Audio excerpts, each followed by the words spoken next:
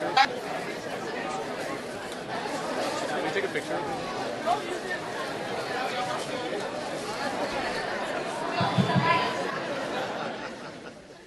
The countries through which we passed were difficult.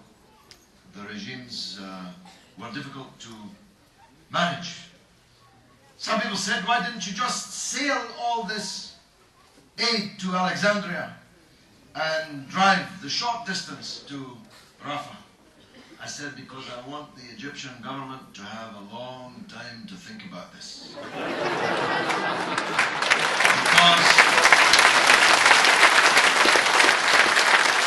Because so many attempts to break the siege before us were backed up at the border, forbidden by the Egyptian government to pass. And I calculated that by the time we reached Rafah, there would be so much public interest and public support behind this convoy that the government of Egypt would not be able to stop it. And that's what happened. And on the 9th of March, on the birthday of the Prophet, peace be upon him, we entered the holy ground of Palestine and kissed the ground to a tumultuous welcome by the people. The reception was really impossible properly to convey. Virtually the entire Gaza Strip turned out to welcome us. Hundreds of thousands of people, at least, turned out to welcome us. And we lifted their spirits, if only for a day. Our convoy, 24 ambulances, trucks full of wheelchairs and children's nappies and medicine and biscuits and flour and medical instruments and a generator for the hospitals that are operating, and I mean literally operating in the dark.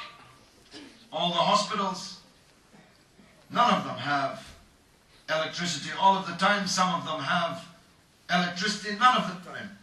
And most of them have electricity entirely unpredictably only for some of the time. So the medicine goes off, the lights go off in the middle of an operation, patients' care is disrupted, lives put at risk and lost. The doctors are exhausted. Whilst doctors are waiting outside at Rafah, some of them for weeks, to be allowed to go in to relieve their colleagues on the other side of the border. What kind of Arab world is this? What kind of ummah is this? Where doctors are waiting to come to the relief of exhausted doctors ready to work free, ready to risk being bombed and shelled, and an Arab government tells them no, because Israel tells it to.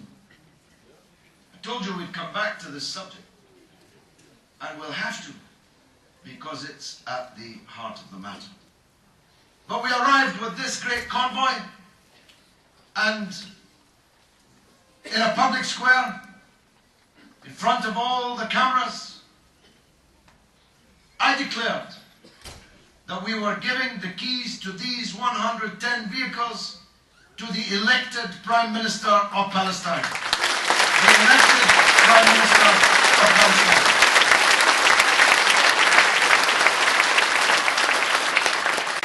Now listen carefully, because this is important. I'm not myself a supporter of Hamas.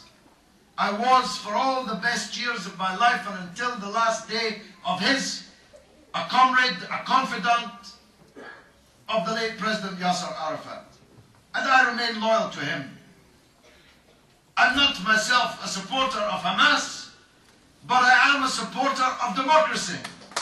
And the only people entitled to choose the government of Palestine are the Palestinian people themselves. It's nothing to do with London or Washington, still less Tel Aviv, to choose who the leaders of the Palestinian people are. And that's why I gave those keys to the elected Prime Minister of Palestine, and that's why I'd do exactly the same again tomorrow if I had the chance.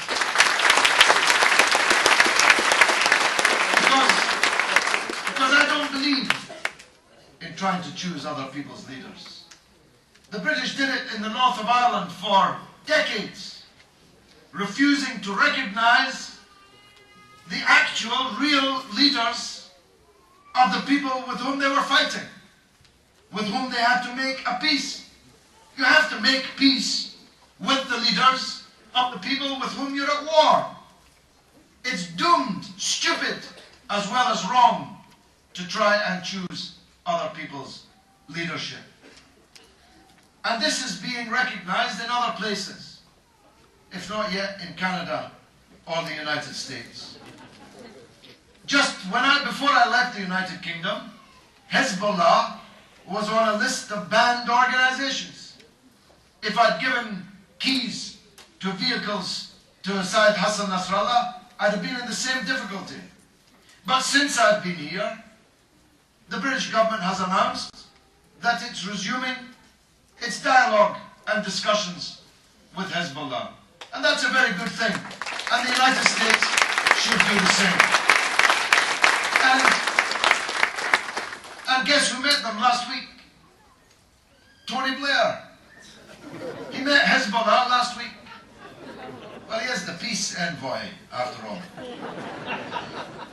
As I say, not since Caligula appointed his horse a proconsul of Rome has there been a more inappropriate appointment than Tony Blair as the peace envoy in the Middle East.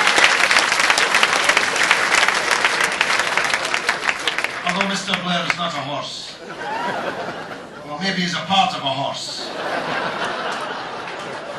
So, these lists of the banned and the damned will change tomorrow or the next day.